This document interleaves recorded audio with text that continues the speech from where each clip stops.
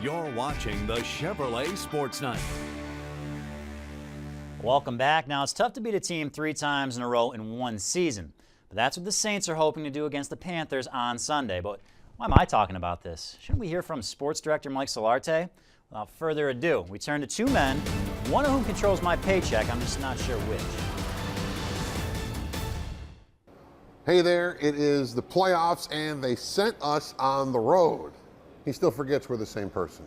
Look, man, the second season begins and the Panthers face the New Orleans Saints, their regular season nemesis. That's right, the Saints won both regular season meetings. They outscored the Panthers 64-34 in those games. And you know what they say about beating a team 3 times in one season, right? Actually, nobody really knows. I just think that, that's what people say, and, each time's a new game. And, I think especially with a division team, everybody knows each other so well that,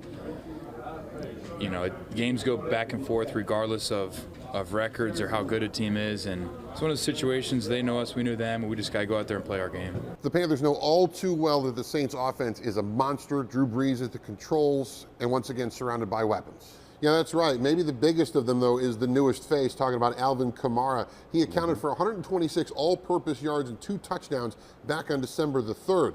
Once again, he has the Panthers' attention.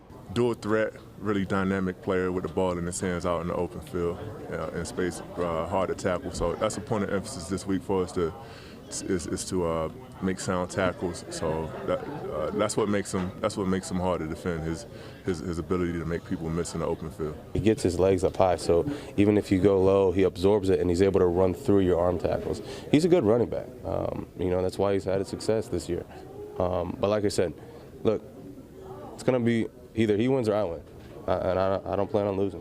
You have to admit, Coleman's got the right mindset, but Carolina has to be concerned with all of New Orleans' playmakers. As for Carolina's offensive weapons, they've got a quarterback that usually bounces back after stinkers. Last week in Atlanta certainly qualifies. Easy, all right? This game with the Saints, though, will be the first appearance of Panthers tight end Greg Olsen. He missed the first 2 meetings when he was dealing with that foot injury. He could be a huge difference maker when the Panthers have the football. He's a huge difference. He's a guy that you got to account for. He's an every down player too. I know Greg's status as a player in this league is a lot of what he does in catching the ball and running routes, but he's a huge part of our run game. And time again, I see him come down and collapse. Pretty impressive defensive ends. There is one fact that cannot be ignored, and that it's playoff football. That usually means higher emotions, and the winner-go-home aspect ramps things up. Yeah, that's true, but the Panthers, you see, they've got a mix of players that have been there, done that. Then they've also got another mix, the guys that have never done it, like rookie Christian McCaffrey. He is not getting absorbed in all of this hype. Hey man, there's nothing different. It's definitely a playoff game, but at the end of the day, football is football. It's 11 on 11 guys. It's not like the effort's up at all. We always work hard. We're always coming to play. There's just a lot on the line. It's a 1-round fight from here on out. So that's how we're approaching it, and we're working hard. All right, it's prediction time. We're short on time, but I'm simply going to say, who dat, who day, the Saints are going to win on Sunday, 35-27 over the Panthers. I can't take this guy anywhere. My score prediction has the Panthers taking one in the most heartbreaking of fashions for the home team, a Graham Gano field goal as time expires. Give me Carolina 34-31 to move on in the playoffs. And speaking of moving on, that's what we're going to do right now. We need to take one final break.